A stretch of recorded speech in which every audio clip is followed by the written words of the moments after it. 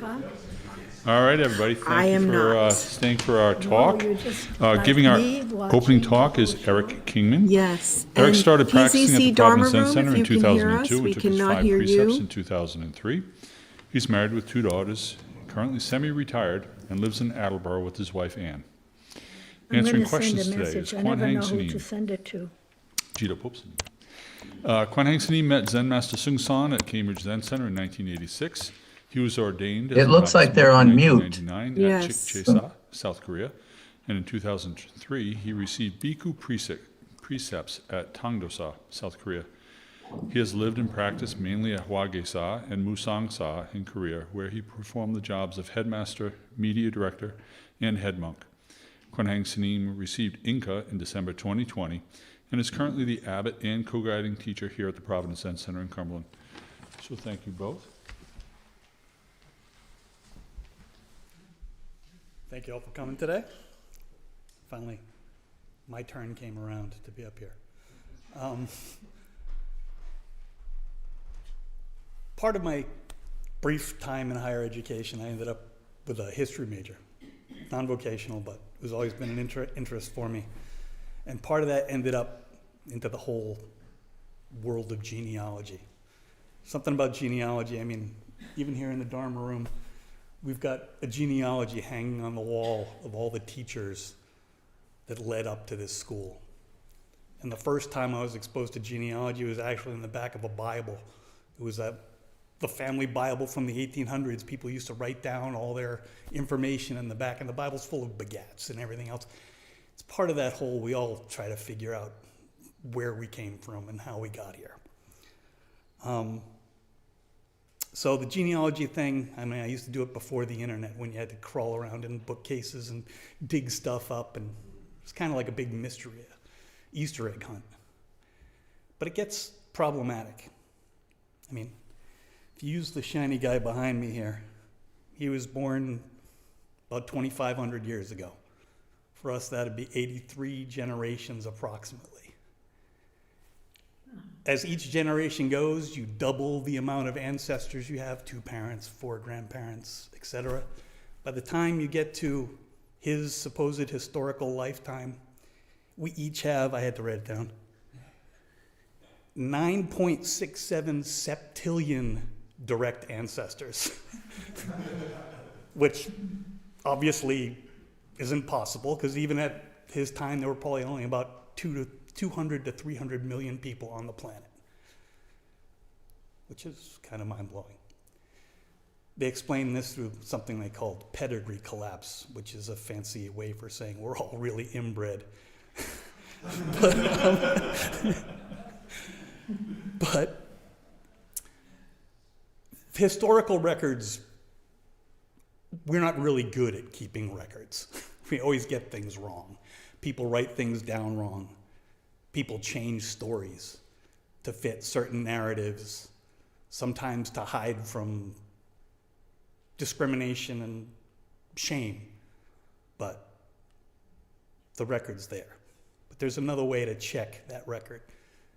Right about the time I returned to practice here, I took a DNA test, just for giggles. I mean, they're a lot cheaper now, so the scaling, anyone can do it. Just to check on all this stuff I had figured out from looking at dusty old records.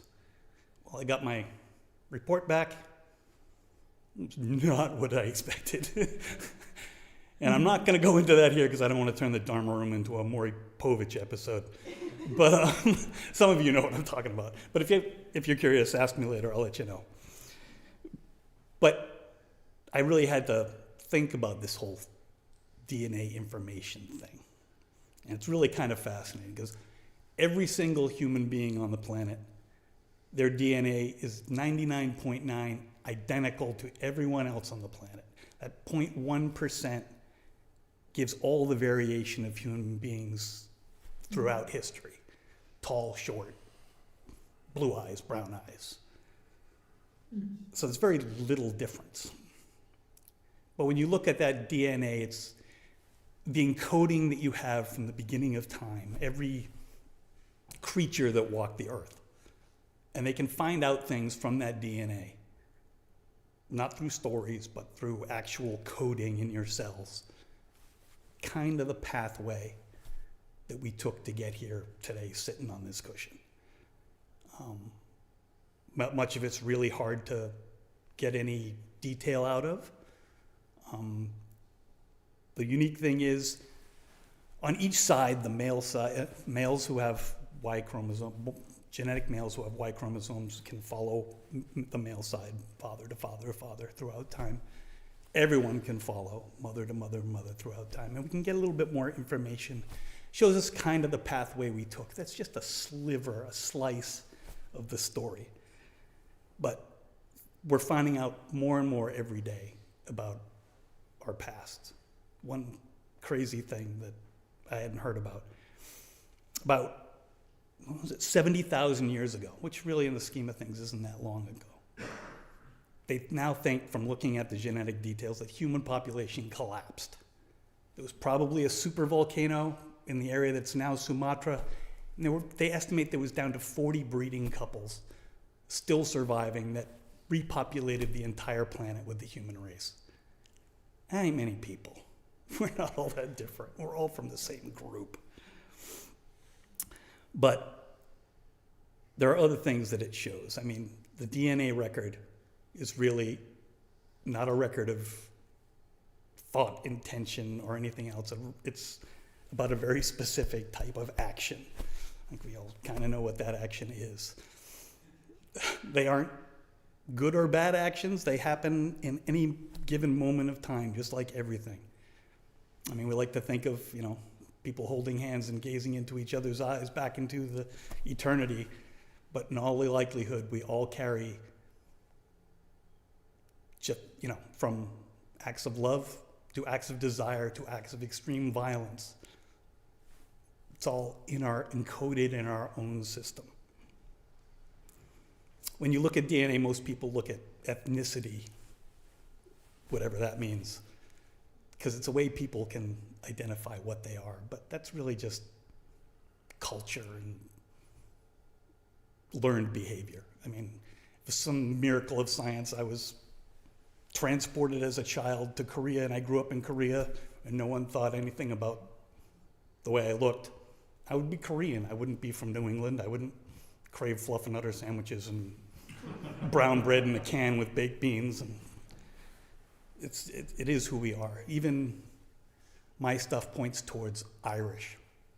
Not Irish. I mean, the Irish people that I was related to came here over 150 years ago. Any cultural Irishness I have is so watered down. You really want to get an Irish person to roll their eyes, go to Ireland and tell them, yeah, I'm Irish. Yeah, sure you are. But again, it's back to, it's a recording of actions through time. It's how we treated each other. It's not just that moment of conception.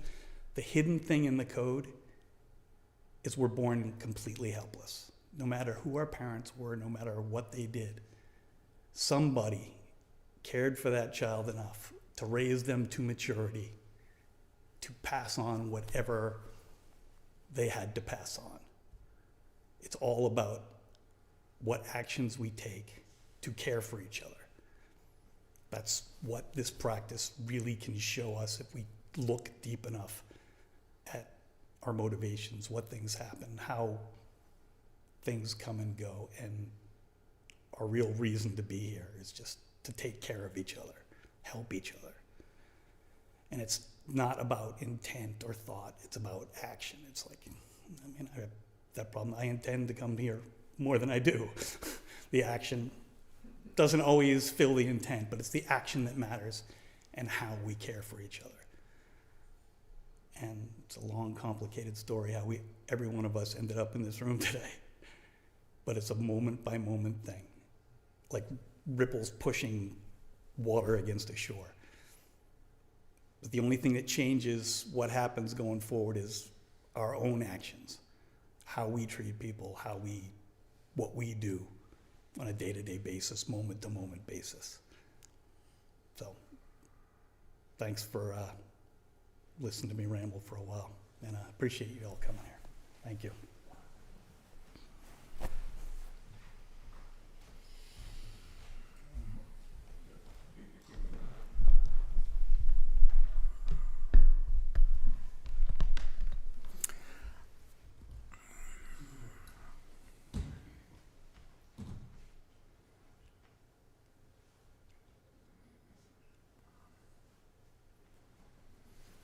Thank you. It got, you mentioned that, and I was thinking of this this therapist who was he's Jewish, and he was born. When he was born, actually, when his mother had him, he was an infant, and it was during the time of the Germans who were grabbing and Nazism and all that sort of stuff. They were sending them to the camps, and his mother had this child, and she was going to go to the camps, and she took him and just handed him to somebody, and then went off. And so this is Matt God, his name is Matt Gada or something like that, quite famous. But he also told a story about back in Holland, and it's kind of have to do with what you're talking about, in which the environment has effect on our genes and so forth and so on. And what happened is that in Holland, the Germans took all the food from the people back around, World War II, just took it all and used it for themselves. And so many people starved. And in that process, the women who were pregnant, they, some of them, of course, survived and gave birth. And so their kids wound up being very stingy with their metabolism, and actually many of them became obese. They're simply from that experience of their mother not having any food while they were in the womb. So it's interesting how the environment has an effect on us. So does anybody have any questions? I was reminded of the talk in which Eva gave, and she talked about minds and happy minds and sad minds, and a mind that makes you do this and a mind that makes you do that. And then someone asked me about the minds at the time, and I said, sitting here talking to you.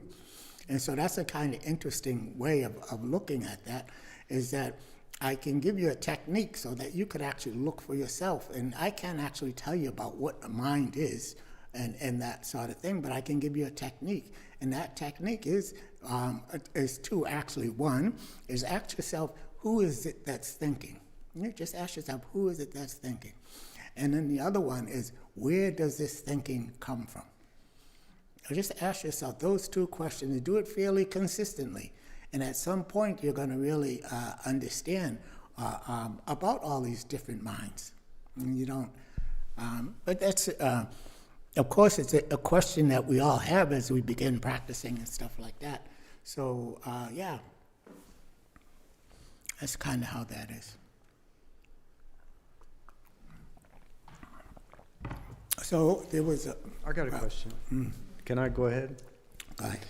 Yeah, it's interesting. I'm watching a younger person do the Kyoche with me right now, and he's got a lot of life behind him. A lot of this karma hindrance starts to show up, and we've been through that. You practice for most of your life, me too, and we've seen people go through this, and sometimes they can't get through it. It's like karma is tough. So do you have any method or advice for people that are struggling with, staring down the demons of their life? Demons are appearing. I would point out that I am still going through a lot of my karma. That you just as all my karma is gone.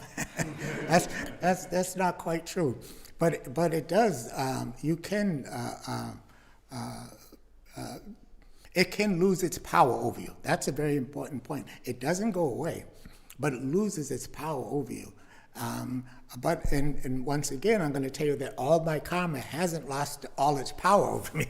So it's an ongoing thing. It's something that we work at constantly, And some people, you might call it the heebie-jeebies or whatever you want to call it, neurosis or neurotic and things like that. But sometimes when sitting, your demons appear, and so the best way to deal with that is simply coming back to this moment, because one of the healthiest ways that a person could be is in this moment. There's no healthier way that you could be. It's just in this moment.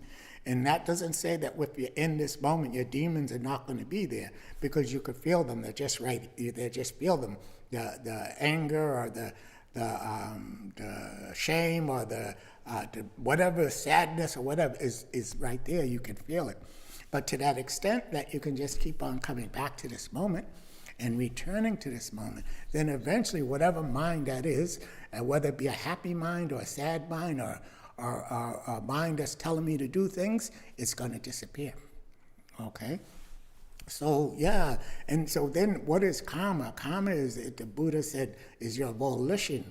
So, so somebody, if you're walking down the street and somebody gives you a candy bar, and you take the candy bar, you eat it, and that's good, okay? And then you go about your business. But that doesn't create karma unless you start saying, oh, that was a good candy bar. I think I'm gonna get me another one. I gotta wait till I get some money. Yeah. And you think about it, and then then you kind of produce a kind of karma about this candy bar, kind of energy that you want to have another candy bar, and that, so forth and so on. But if you see the way that I talk about that, you can see you can apply that to anything that you dwell on and that you think about. So it has. So then you say, then where does this come on? Who is it that's dwelling on this? And who is it that is making this? And so in Korea, and upstairs in the Dharma room, there used to be a sign saying, don't make anything in the 24 hours of the day, don't make anything. So don't make anything. And so, if you just react to things as they are, you're in school, you're teaching, or you're in school, you're studying, you're at work doing your job, and you're just doing your job, then that is not creating karma. You're just doing that. But yeah, there's a kind of karma that I guess Gene was talking about with the where you're born. So I'm born in America. Somebody else is born in Korea. How did that happen? Where did that come from? So there's that. And so when you want to talk about that karma, I guess you want to talk about cause and effect. Okay, so there's cause and there's effect, and there's I guess a Kingman that goes along with that line. Does someone else have some question that they have about any of this? I can just kind of ramble on a bit. Go ahead.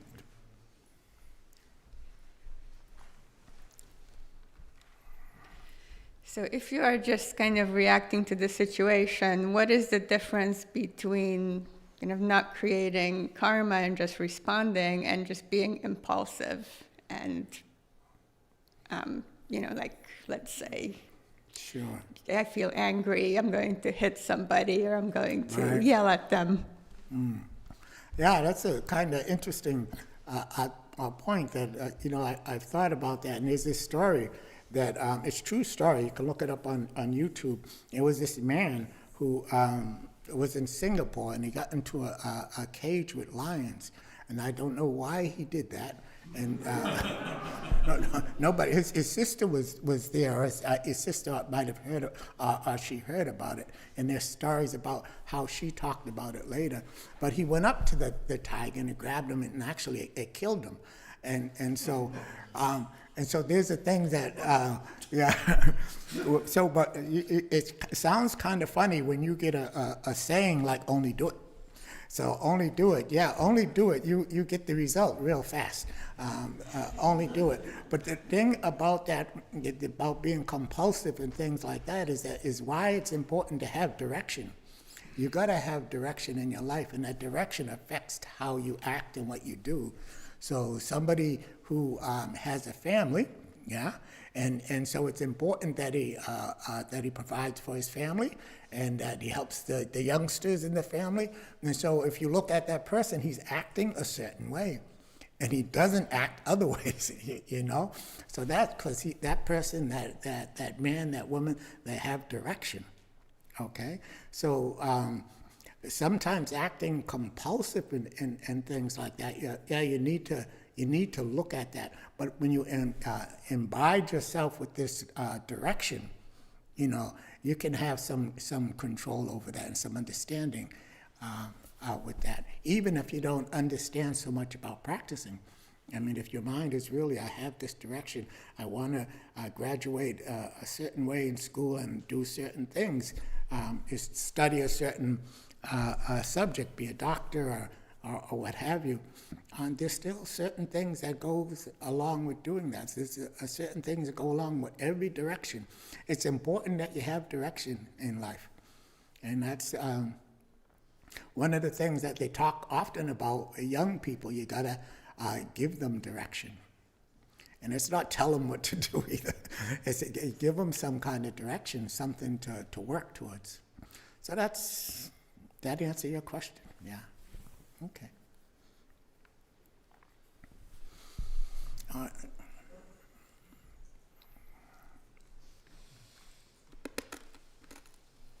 How do you know that you're going in the right direction?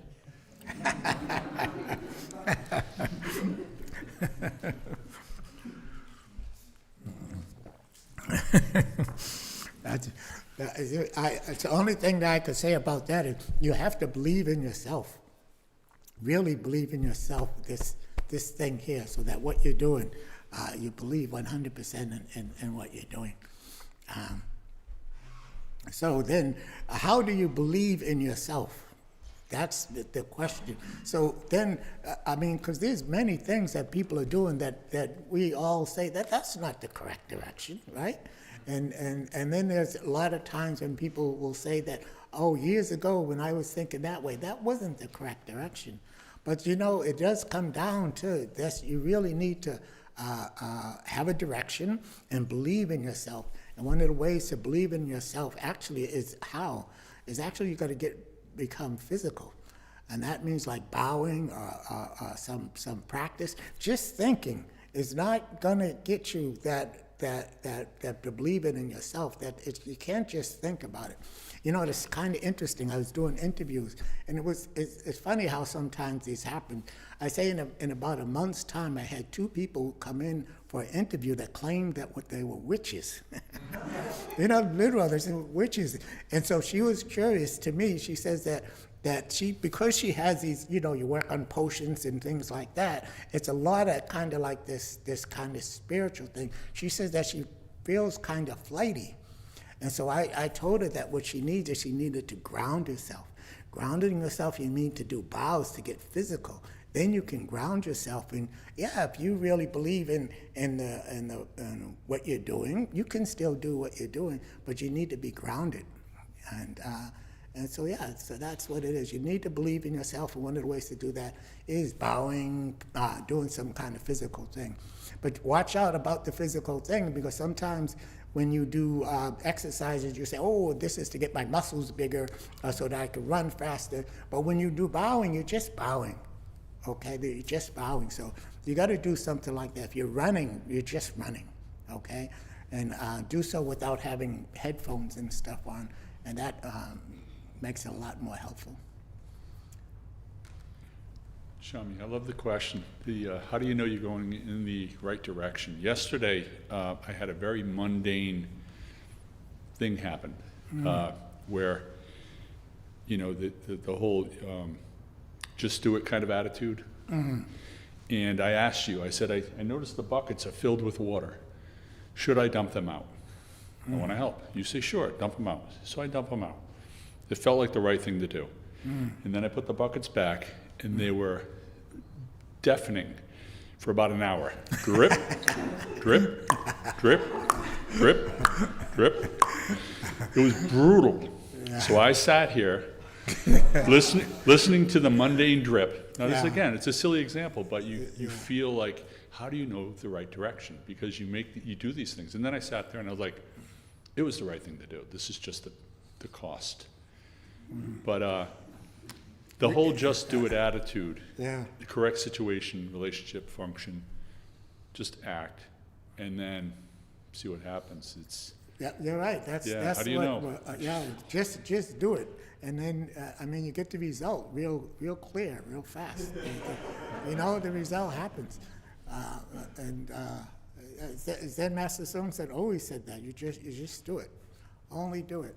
And it takes a different spin than on a sports field, because you know that, of course, comes like with Nike and basketball and hockey and everything else, because on the field, there's no way you're going to think about all the moves that you make. You got to just do it. But also in life, though, just do it. You can and you understand real quick. Instead of having some kind of crazy philosophy about something, do it and see what happens with that philosophy. Is it worth it or not? Yeah. And that person that jumped into the things with the tiger, he had some idea, and this idea, he was following this idea. And this is why it's really important that we have some kind of direction, some kind of practice. Because we could very easy go down these, as they say, these rabbit holes or alleyways or whatever in life, and just wind up with Lord knows what. Anyway. Good morning. I have a question, Kwan Haeng Sunim. Are you afraid of death? Oh, I don't know.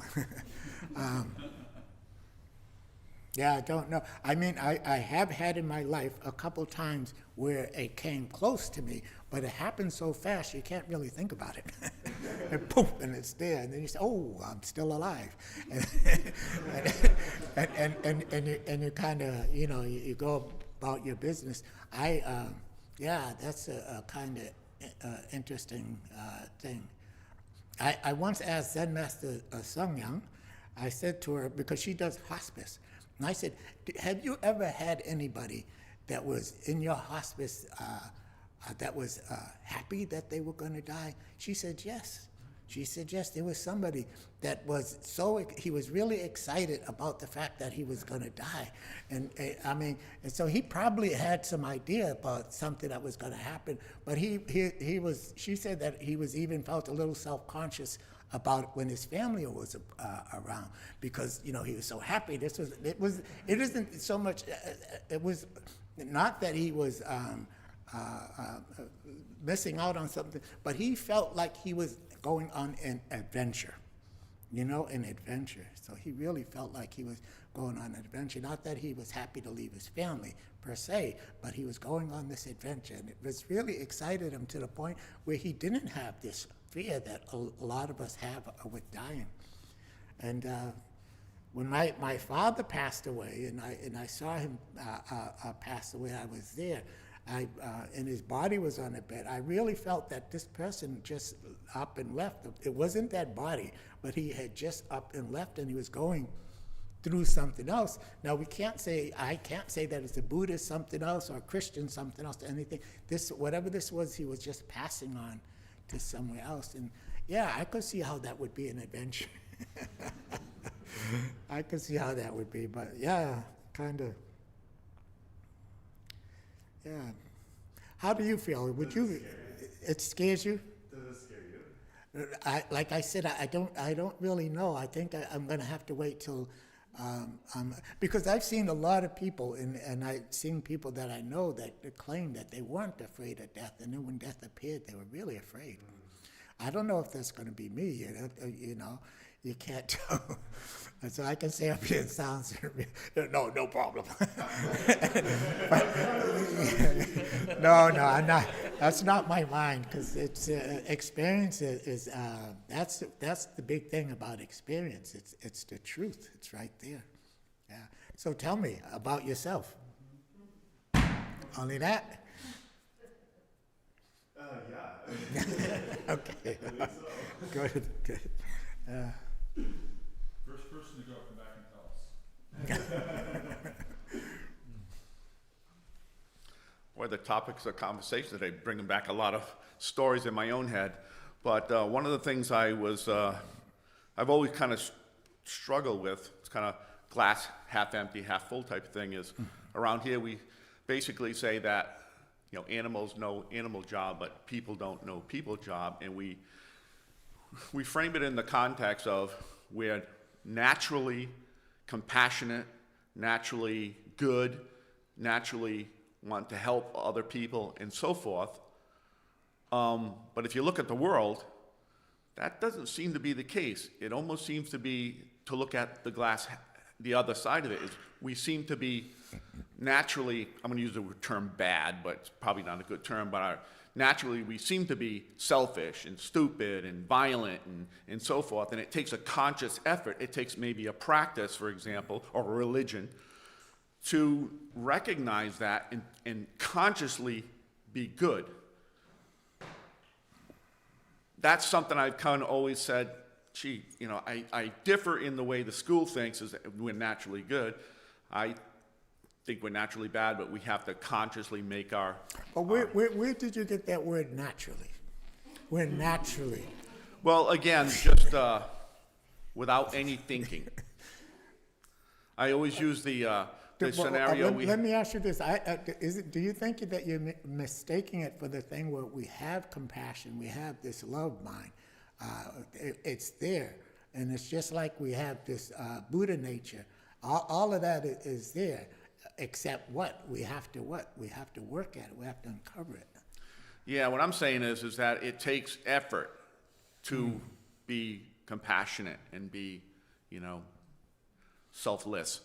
Versus naturally, there's the word naturally again, is where part of me is, I've looked at history, you know, wars and you name it, which is full of, the history books are just full of all of the wars and the bad stuff.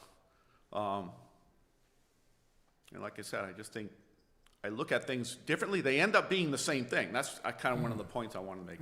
They end up being the same things, but every now and then I think of cases where, like, for example, not involving humans, but involving animals.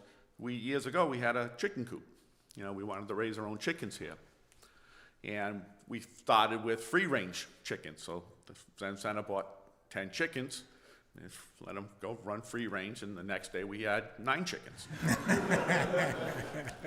And then 8 chickens. And then we build a chicken coop. So I think George was here at that time, Yeri. Built a beautiful chicken coop. We had the remaining chickens in there, 7 chickens. Well, the next day we woke up, there were no chickens. A raccoon got into the chicken coop and killed all the chickens. Didn't eat them, just killed them. And I look at that as, that was a big question. Why kill all of the chickens if you're not going to eat them? You know, kill one, eat that, come back the next night, kill another, you know, that type of thing. And I almost look at human beings like that in terms of, we naturally seem to do bad things, and it takes a conscious effort, in this case a practice, to do good things.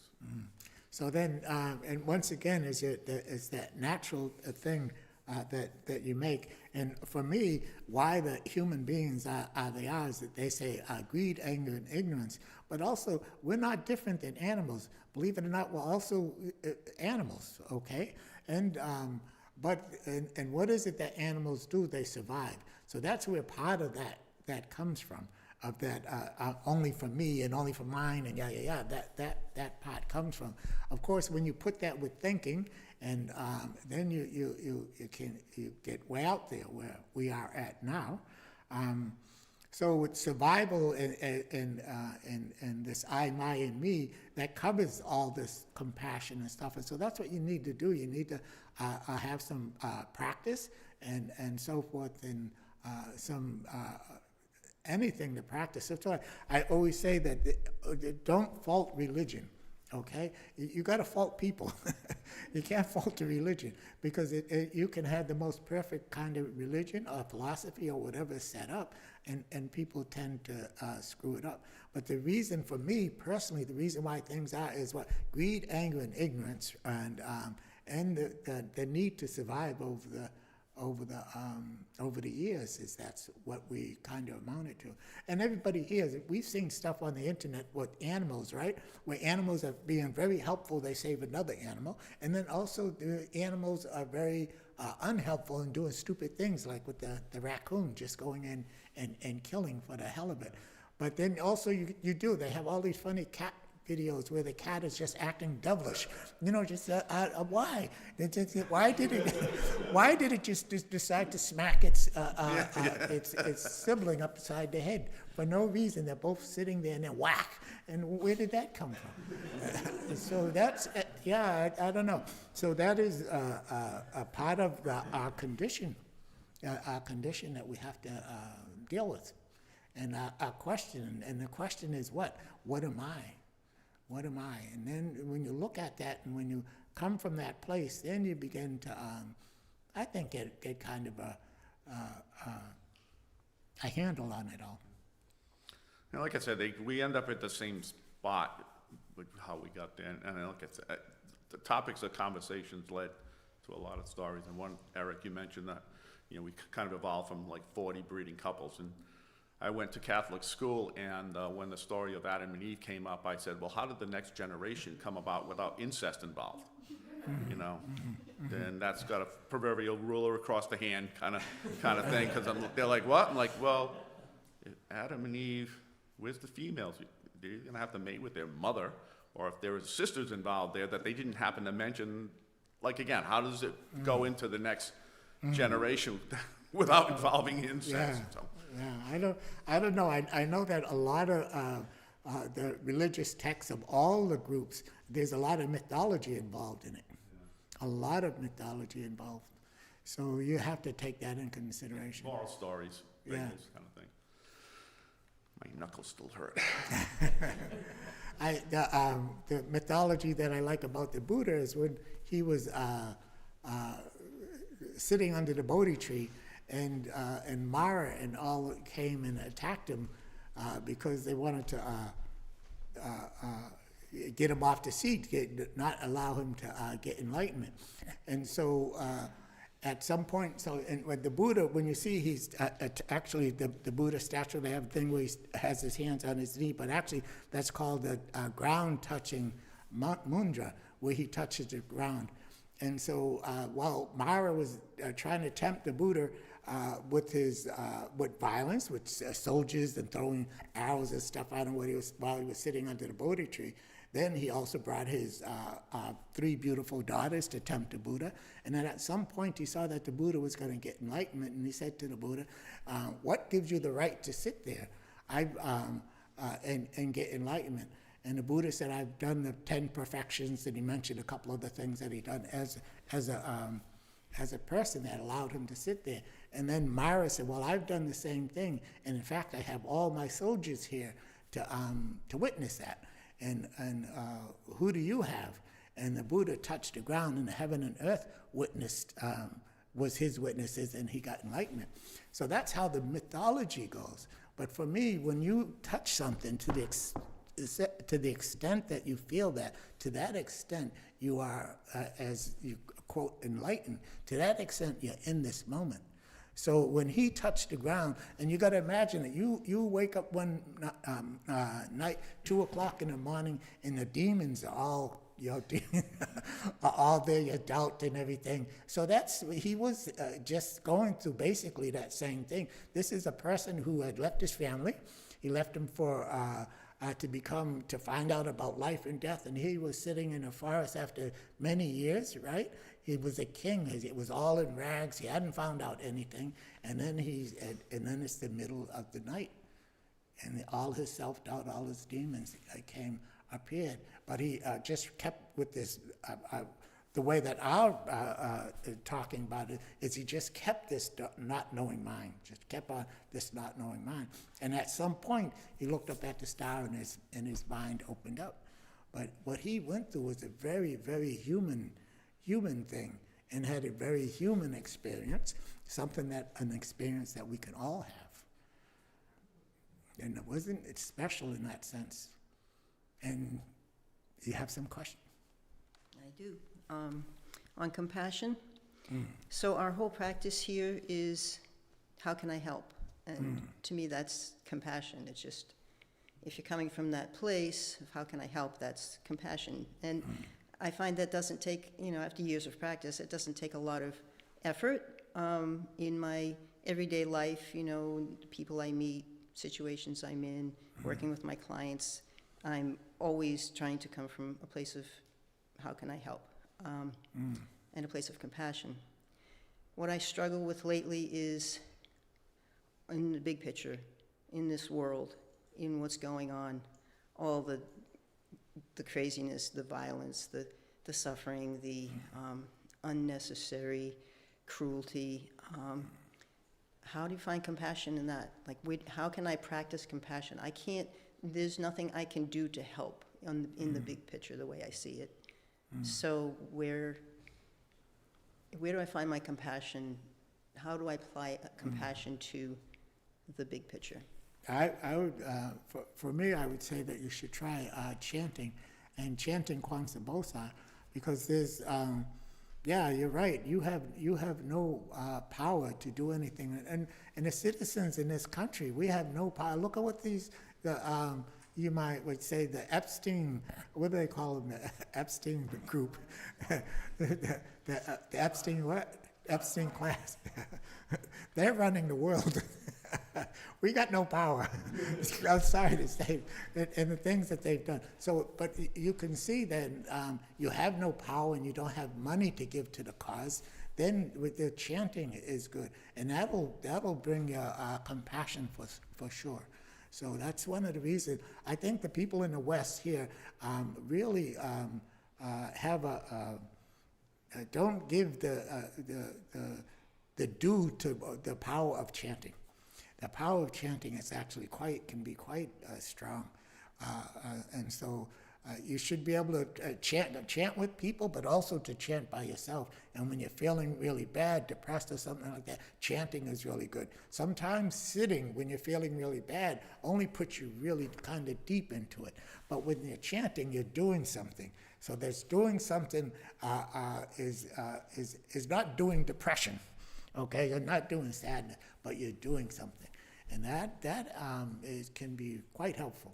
So I would say doing Kwan Do Sa, or just do like a lot of the older students here. We love the Thousand Eyes and Hands Sutra, and we can say parts of it. Like in the Thousand Eyes and Hands Sutra, there's the Great Dharani. And so what they do in Korea, actually, they'll start the Thousand Eyes and Hands Sutra, and in it, when they hit the Great Dharani, they can do it like 10 times, however many times this summer they would chant overnight, and they'll hit that Great Dharani and just do it over and over. And then when the chant ends, to end the chant, they would just finish with the rest of the Thousand Eyes and Hands Sutra. So learning chants, and even when you learn a complicated chant, but you have the book and you're chanting along, it can be quite powerful. I have nuns, and the monks don't do it so much, but I met nuns that went on 3-year chanting retreats, and they would stay in a convent, and just chant every day for 3 years. That was their practice. I met a few of them like that. Monks tend to go on solo retreats and that kind of thing, which could be a little bit more problematic. Whereas if you do usually the people that I know that did the 3-year retreats, they were just inside the monastery with people. And when I was I tell you, I went to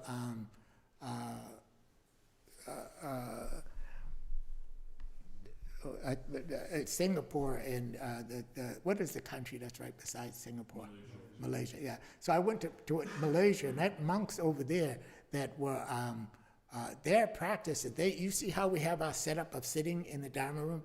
They would sit in the Dharma room and chant. They didn't sit in the Dharma room and meditate, but they would sit in the Dharma room and chant. And they also had a thing where they would chant for a whole month, and they keep the chant going on for a whole month. And they would do that by somebody would chant for a few hours, then somebody else would come for a few hours, and they keep it going for a whole month.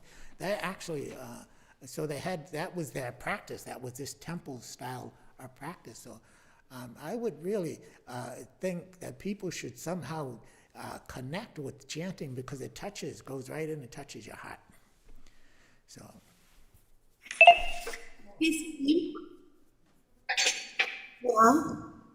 What's going on?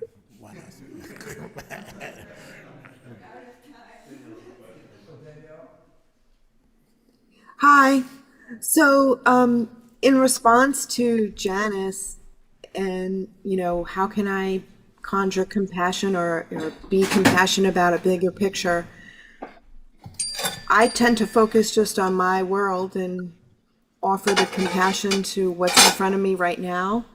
And then to add to what Sanim was saying, we as a Sangha here at PZC, we are now holding monthly Sangha-led mini ketos where students are just leading an opportunity on Sunday afternoons after practice to chant.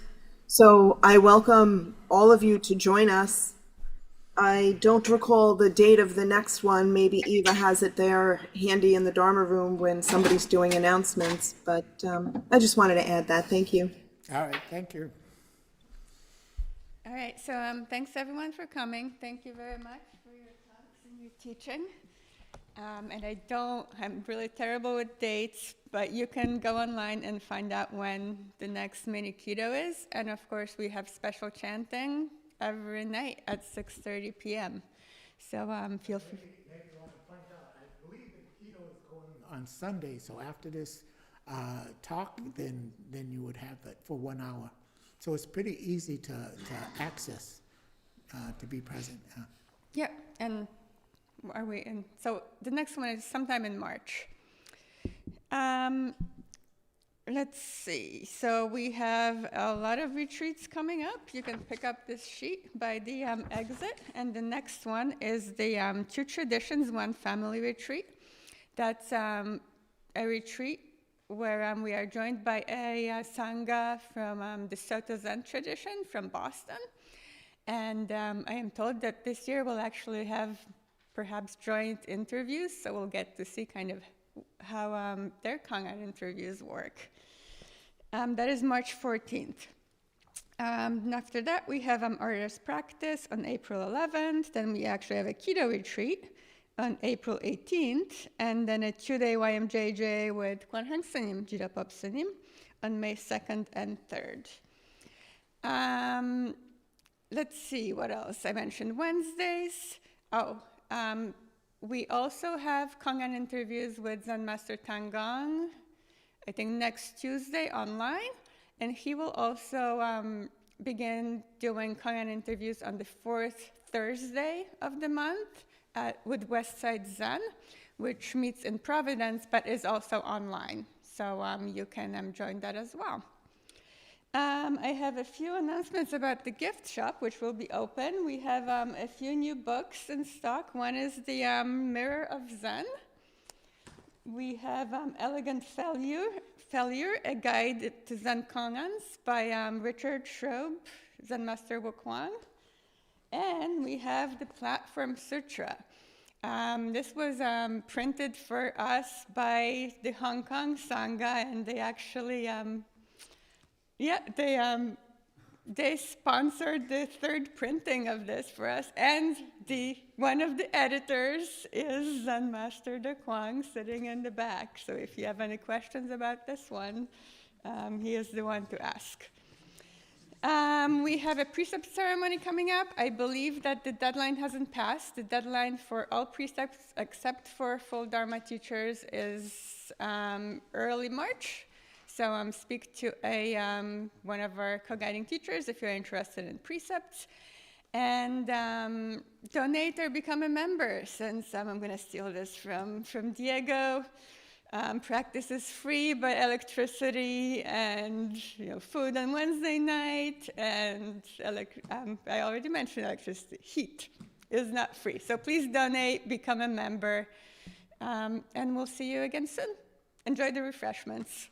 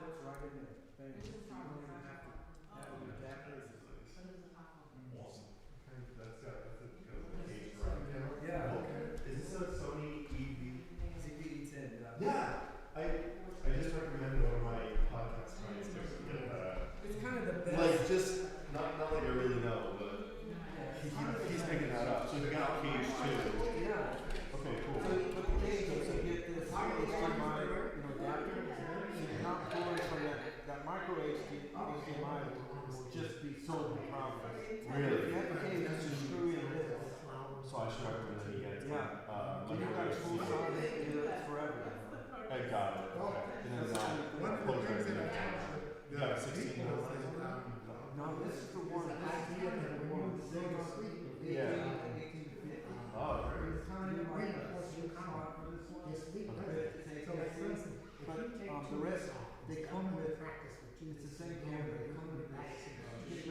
During that 2 weeks, Okay. you say for instance, Yeah. you want to He's getting a Sigma 16, which I think has some zoom capabilities.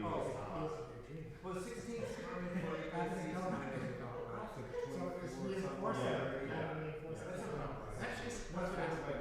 That's my favorite vocal. Okay. Yeah, I mean for content.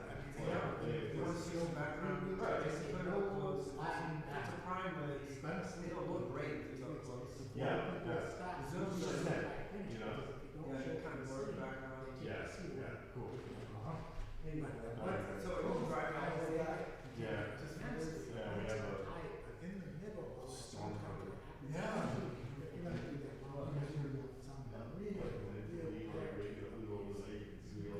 We got a foot that's been there for a whole month. I know. And we can't really go for a walk and we have a thing. So you could. We had some people cut it out for some moves in the field and stuff. But we don't, If you don't show up for a sitting, they take your cushion. Okay, all right. And during all Hey, wait, 90 I'm days, sorry, you we don't don't pay need the to- pictures. I'm working out again, and Man, it took me a couple years. But, you know, they're just extreme practice. it was more than a year. Yeah. Yeah. Yeah. I used to like this. It's that. It's really But bad. one time, No, I mean, I didn't see anywhere near that. I'm like, But you know what? I mean, It's when like I'm conscious- it's fueling a lot of growth, you know. Yeah. Even New Year's Eve. yeah. So that's coming in the next couple of months. Going for a full time job. Yeah, so Good to see you. Too. always good to see you. Talk soon. Okay. Okay, Hey, good luck. how's your cat? It's good. Did you know it disappeared for a little while? Oh, really? Yeah. We don't know if it did, what you call it is correct. Wait, what's it outside? It goes outside. It always comes back. Sometimes the cat Oh, we were scared, bro. will go away for like. Yeah, he's a homeboy. What do you call that? A homeboy?